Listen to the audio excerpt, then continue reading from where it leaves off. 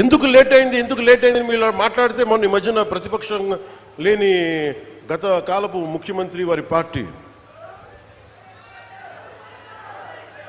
వాళ్ళు మాట్లాడుతూ ఉంటారు. అంటే వాళ్ళకి ఈ సందర్భంగా ఒకటే తెలియజేయాలనుకుంటున్నా, మీరు అధికారంలో ఉన్నప్పుడు మీ బెదిరింపులకి మేము భయపడలేం. మీరు అధికారంలో ఉన్నప్పుడు మీరు చేసే దౌర్జన్యాలకి మేము భయపడలేం. అలాగే మిమ్మల్ని తగ్గించడం కూడా నాకు ఇష్టం లేదు.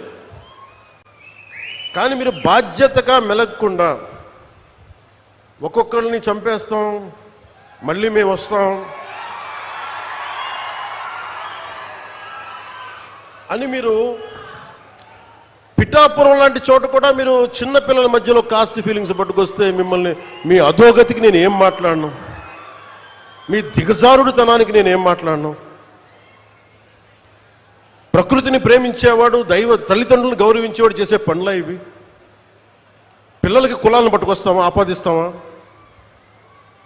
వేరే దారులు లేవా మీకు పాలిటిక్స్ గురించి మాట్లాడడానికి? సిగ్గుందా ఒక్కొక్కరికి అలా చేసే వాళ్ళకి?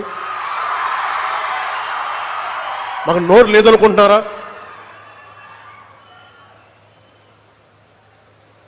కూర్చొని మీరు కాంట్రాక్ట్లు వేస్తే కాంట్రాక్ట్లు వేసిన వాళ్ళందరినీ మేము బెదిరించేస్తాం, జైల్లో పెడతామంటే ఏమనుకుంటున్నారా మీరంతా?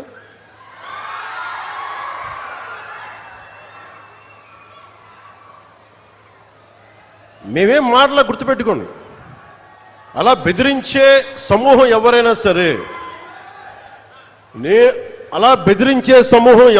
సరే, మిగతా వారి గురించి నాకు తెలియదు.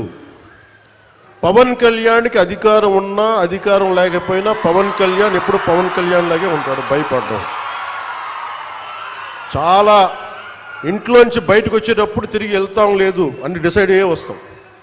అందువల్ల మీ ఆకు రౌడీలు కానీ, అలాగే చెప్తున్నా, ఏదైనా మాట్లాడితే అధికారులు కూడా భయపడుతున్నారు. ఎందుకు భయపడుతున్నారంటే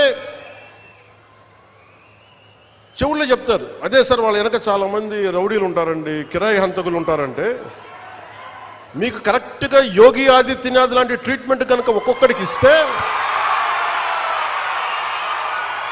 ఒక్కొక్కడికి రౌడీజం అంటే కాలు కీలు తీసి మడత పెట్టి కింద కూర్చోపెడితే, అప్పుడు కరెక్ట్గా చెప్తా, కరుడు గట్టిపోయిన జీవితకాలం ఒకే మనం వాళ్ళతో ఏకీభవించవచ్చు, ఏకీభవించకపోవచ్చు.